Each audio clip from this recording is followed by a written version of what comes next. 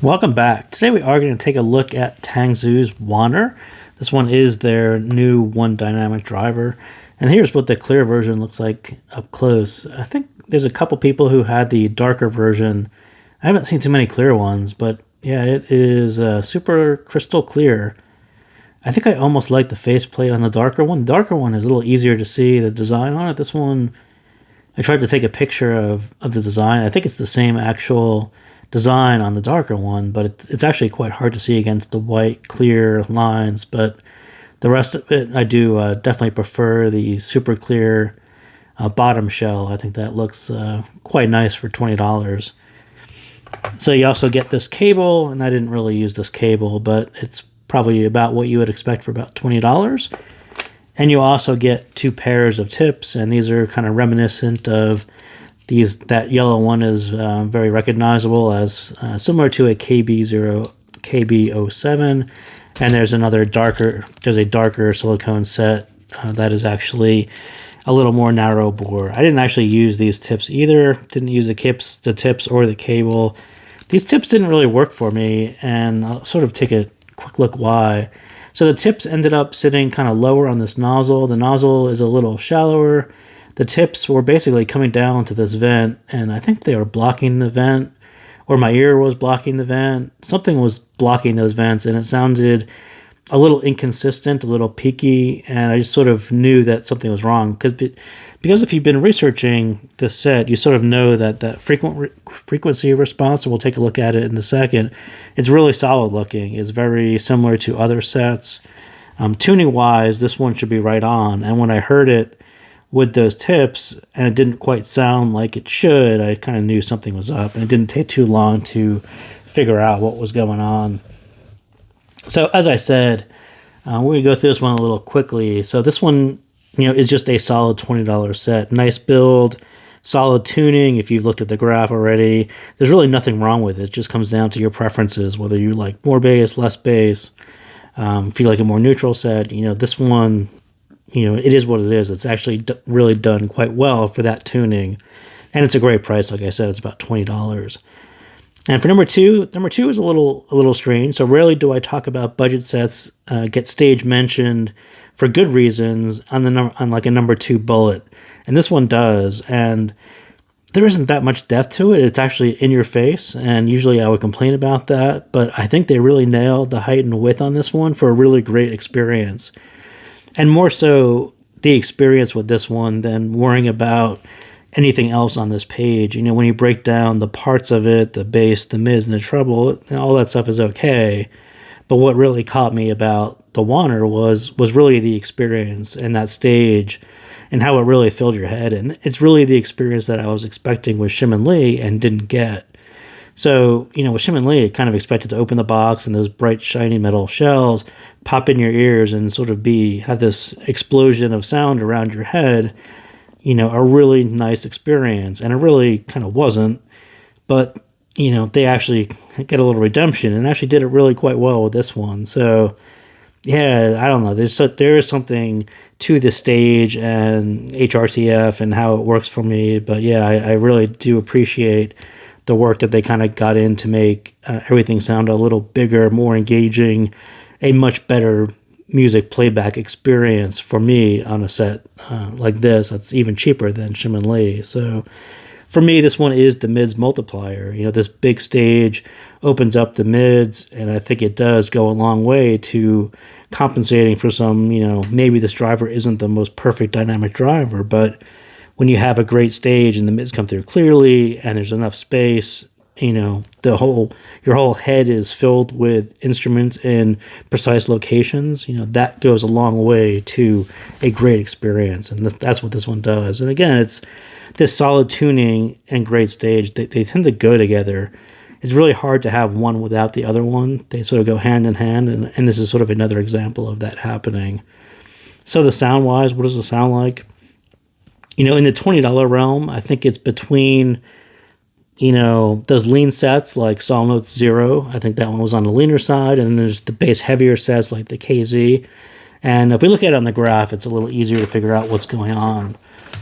So we got Wan'er stock is the green. So the green is sort of this middle of the road bass guy and sort of at the bottom edge of the treble guy. So I think, with KZ, I think people tend to complain about KZ's mid bass, right? Their mid bass tends to be a little heavy, a little thicker. It tends to bleed a little more into the mids. And then on the bottom end, you have Song Notes in Purple, and that was the lean guy, right? So it had, very little mid bass to carry through any warmth into the mids. So super clean mids, and then it actually raises up a little higher here. So that's why I called that one sort of Mr. Bright and Clean. So super clean here and a little bright here. That's sort of a signature for Zero.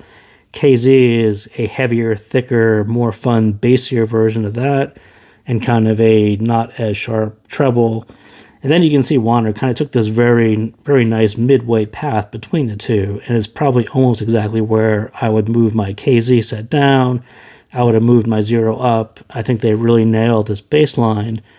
And the guy who tuned this, that line works really, really well for lots of different genres. I think he did a really good job of picking that line and that level, really, really good choice. The mids are kind of fine. And then coming up here and just dropping it down slightly from the other sets, I think that just gives you a sort of more relaxing, easygoing treble. And I think that was the right move too. I think he could have bumped this up, but why? Because you don't have too much bass here. You don't have to raise this above some huge bump here like KZ has to get above this mid bass. TANGZU did not, so they can keep this a little lower. And I think everything made sense. And as I said, the tuning is quite, right on. And I think when you just look at it and talk it through why they picked that level, it all kind of makes sense. There was no overcompensation. They didn't have to too much bass, too much mid bass, even more treble. They didn't have to do that because this is the right level.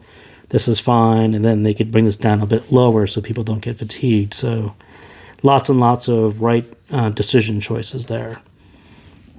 So bass, like I said, it's nearly right on for my target. It's that balance of mid bass presence without overstepping. So you've got to have the mid bass there for certain genres, rock and R&B. Even electronic, you have to have some mid bass there, otherwise it sounds a little hollow. But if you have too much, then it tends to walk into your mids, it tends to lose resolution, it tends to be a little bit boomy. They don't do that. So I think they picked the right, like I said, that middle line is pretty much perfect for me.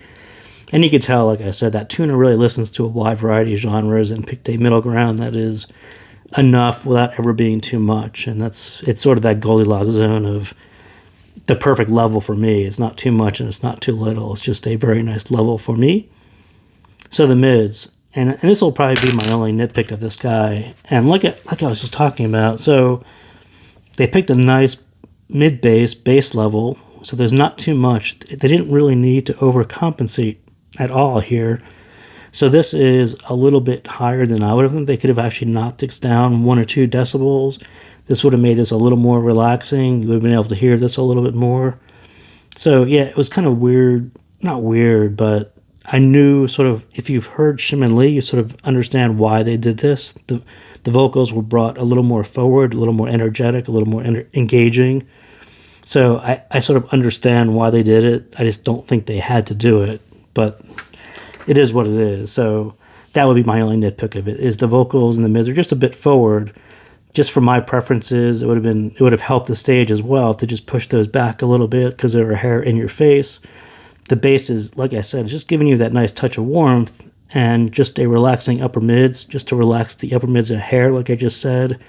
We'll let the texture show through of vocals rather than trying to eke out that last bit of details and engagement. And, they really tried to make this a more energetic set, and probably due to some of the feedback on Shimin Lee, or maybe that's just what the tuner decided. But I would call it a nitpick because the balance is really nice with the bass and the treble. They did a really good job of not messing anything up. Like I said, there's nothing really wrong here. It's just a matter of preferences.